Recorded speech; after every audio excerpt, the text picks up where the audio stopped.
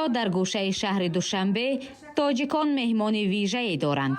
آریانا سعید، بانوی آتشین افغانستان که علاقمندانش را به شور آورده است. دور انتظار میرفت تالار اینجا پر شده است و اکثر حاضرین هم اینجا مهاجرین افغانستان هستند. کم پیش میاد که مهاجرین افغانستان دور هم بیایند و با هم جشن بگیرند و شادی کنند.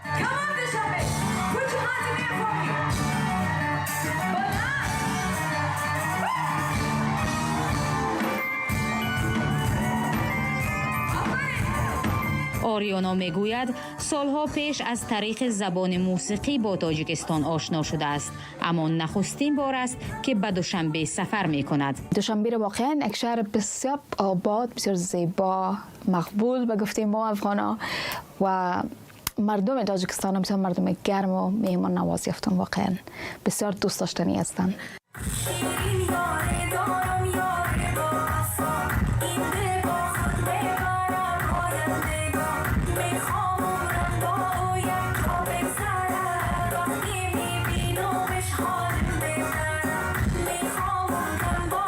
آریانا سعید سالهای کودکیش را در بیرون از افغانستان سپری کرد، اما در حدود 10 سال پیش به کابل برگشت و به وقت کم به یکی از چهره‌های تاثیرگذار زنان نسل نو افغانستان تبدیل شد.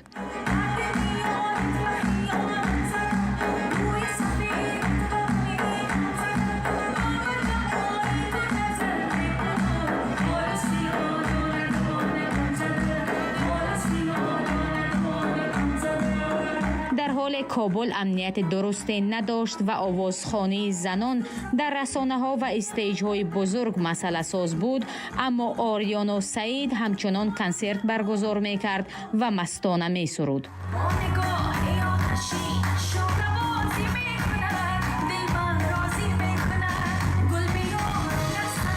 او باکی از نگاه جامعه و تهدید افراطیون دینی نداشت.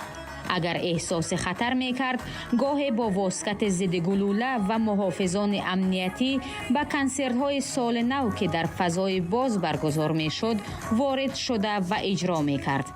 ما در حال حاضر به حساب تارگت طالبان بودم. طالبان زمانی این جسارت‌ها و تابو شکنی‌ها بود که او به بانوی آتشین افغانستان در میان علاقمندانش معروف شد. آریانا در سقوط کابل به سختی توانست از چنگ طالبان فرار کند. تقریباً 1.5 روز در زیر سلطه طالب، وقتی که طالب اومد ما بودم در کابل، هنوز البته پنهان بودم و خوشبختانه که روز دوم تانستیم که بالاخره با کمک عساکر امریکایی و یک طیاره نظامی امریکایی از افغانستان برایم. در نوروز سال گذشته او سرگرم اجرای کنسرت و خوشی آفرینی به مردم کابل بود، اما اکنون طالبان در آن شهر مسلط شدند و آواز زنان را خفه کردند. متأثر هستم از اینکه در وطن خود نیستم. متأثر هستم از اینکه مردم اجازه ندارند که نوروز دیگه جشن بگیرن. قلبم با مردم است، در افغانستان است و واقعا بسیار دلم تنگ است پشتشان، چون رقمی که شما گفتین هر سال در نوروز ما در افغانستان بودم.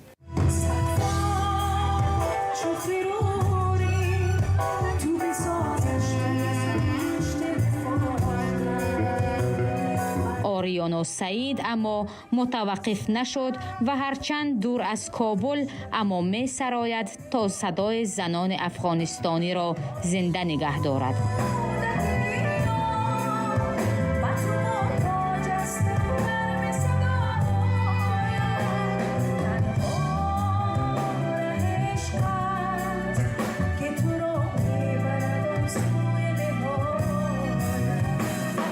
افسانه اکابرشاه، دوشنبه.